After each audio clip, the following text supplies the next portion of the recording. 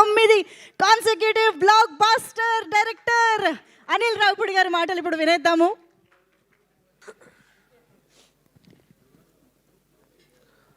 అందరికి నమస్కారం.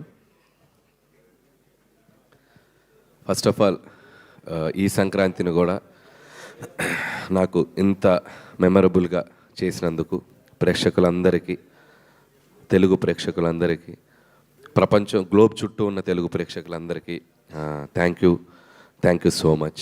ఎంత చెప్పినా తక్కువే. Thank you. మీ ప్రేమ నేను మాటల్లో చెప్పలేను.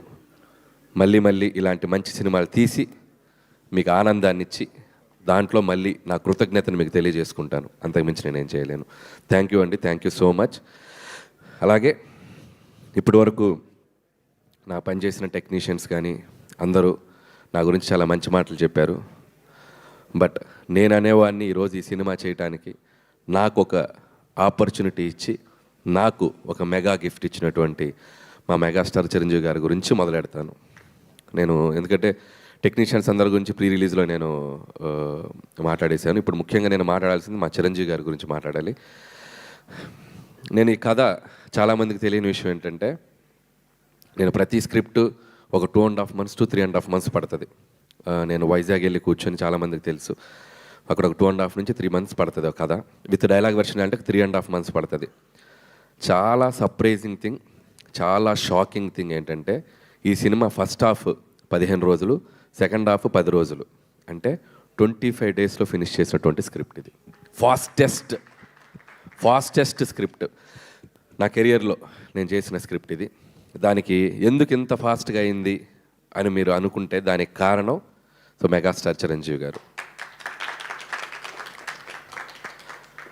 రాసేటప్పుడు చిరంజీవి గారికి ఒక కథ రాయాలంటే ఎలా రాయాలి, ఎలా మొదలెట్టాలి, ఎలా మూమెంట్స్ క్రియేట్ చేయాలి, ఎలా ఈ సినిమాని కంక్లూడ్ చేయాలి, ఇలా అని అనుకుంటే దానికి ఇన్స్పిరేషన్ ఇచ్చింది చిరంజీవి గారే.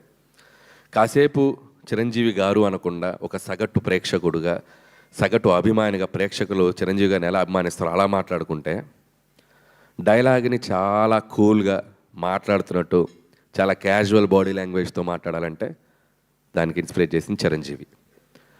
ఒక బాధని, ఒక ఎమోషన్ని, కంటి నుండి నీళ్లు బయటికి రాకుండా ఆర్ద్రతతో మన అందరినీ ఏడిపించగలగాలంటే చిరంజీవి. ఒక డ్యాన్స్ని అలవోకగా గ్రేస్తో, మూమెంట్స్తో, డ్యాన్స్ అంటే ఇలా కదా చేయాలని చెప్పాలంటే చిరంజీవి.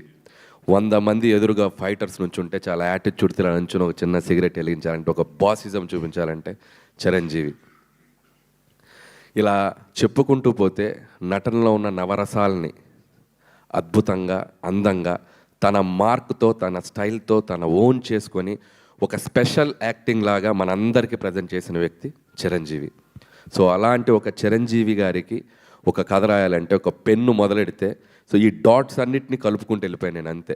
ఈ డాట్స్, ఆయనకున్న స్పెషాలిటీస్ ఏవైతే ఉన్నాయో, ఆయన మనల్ని కొన్ని దశాబ్దాలుగా మనల్ని ఎలా ఎగ్జైట్ చేశాడో, సో అలా ఎగ్జైట్ చేసిన డాట్స్ కలుపుకుంటూ వెళ్ళాను నేను, అంతే. అందుకే అంత ఫాస్ట్గా వెళ్ళిపోయింది.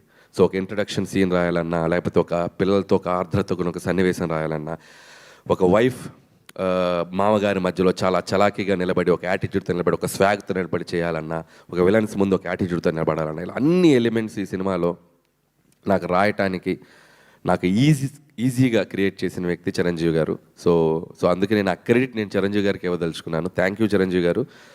మీరు నాకు ఈ ఆపర్చునిటీ ఇచ్చి ఈరోజు దేశం నలుమూల, ప్రపంచం నలుమూల ఉన్న మెగా అభిమానులు అందరూ, ఆయనతో పాటు మెగా అభిమానులతో పాటు చిరంజీవి గారిని ఒక నటుడుగా అభిమానించే సగటు ప్రేక్షకులు అందరూ ఈ సినిమాని సెలబ్రేట్ చేసుకుంటున్నారు. ఎందుకంటే చిరంజీవి గారు అందరిని ఇచ్చిన ఒక మ్యాజిక్ ఈ సినిమాలో అడుగడుగున నాకు ప్రజెంట్ చేసే అవకాశం కల్పించారు చిరంజీవి గారు. సో వాళ్ళు చూపిస్తున్న ప్రేమ, అభిమానం నేను ఎప్పటికీ మర్చిపోలేను.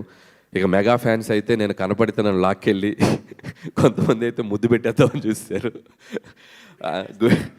సో అంత అభిమానం చూపిస్తున్నారు. అండ్ ట్విట్టర్లో కానీ, సోషల్ మీడియాలో కానీ, ప్రతి చోట వాళ్ళు చూపిస్తున్న అభిమానం నేను ఎప్పటికీ మర్చిపోలేను. సో ఇదంతా కుదిరిందంటే దానికి కారణం చిరంజీవి గారు. And thank you Chiranjeevi sir. So నేనేదో ఒక టైమింగ్ అనుకొని, నేనేదో కొన్ని డైలాగులు అనుకొని ఏదేదో రాసేసుకొని వచ్చి సార్ నేను ఇలా అనుకుంటున్నాను ఇలా చేద్దాం అంటే 150 సినిమాల ఎక్స్పీరియన్స్ ఉండి ఎంతోమంది దిగ్దర్శకులతో పనిచేసిన చిరంజీవి గారు ఈరోజు ఆయన పక్కన అందరూ బచ్చాగాళ్ళే. మా టీంలో అందరూ ఆయన చూస్తే పెరుగుతూ వచ్చిన అందరూ ఇంత బచ్చాగాళ్ళం ఆయన సినిమాలు చూసేస్తుంటే ఇంత పిల్ల బచ్చాలందరూ ఆయన పక్కన ఉన్నా కూడా స్టిల్ ఆయన కూడా మాతో కలిసిపోయి ఒక నార్మల్ మనిషిలాగా ఒక నార్మల్ ఆర్టిస్ట్గా ప్రతి ఒక్కరికి ఆ స్పేస్ ఇస్తూ ఆయన ఎక్స్పీరియన్స్ని మాతో షేర్ చేస్తూ మా అందరి వెనకుండి నడిపించిన శంకరుడు మా శంకర్ వరప్రసాద్ గారు, మా చిరంజీవి గారు. నన్ను ముద్దుగా విసు గారు అని పిలుస్తుంటారు, విశ్వం గారు అని పిలుస్తుంటారు. ఎందుకంటే కొద్దిగా చాదస్తంతో ఒక 2-3 టేకులు ఎక్కువ అడిగితే అబ్బా నువ్వు విశ్వనాథ్ గారిలా పనిచేస్తున్నావయ్యా బాబు విశ్వం గారు ఇలా రండి అని చెప్పి చాలా సరదాగా ముద్దుగా పిలిచేవాళ్ళు. సో మాకు పనిచేసిన 85 రోజులు హర్ష గారికి బాగా తెలుసు, త్రూ అవుట్ ఉన్నారు.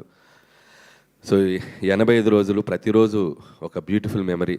మాట్లాడుకుంటూ పోతే చాలా ఉంది. సక్సెస్ఫుల్ ఈవెంట్కి కొద్దిగా దాచుకుందాం, సక్సెస్ ఈవెంట్కి. సో ఇది ప్రస్తుతానికి చిరంజీవి గారి గురించి నాకు మనసులో ఉన్న ఒక ఫీలింగ్ మీకు ముందు పెట్టాలనిపించింది.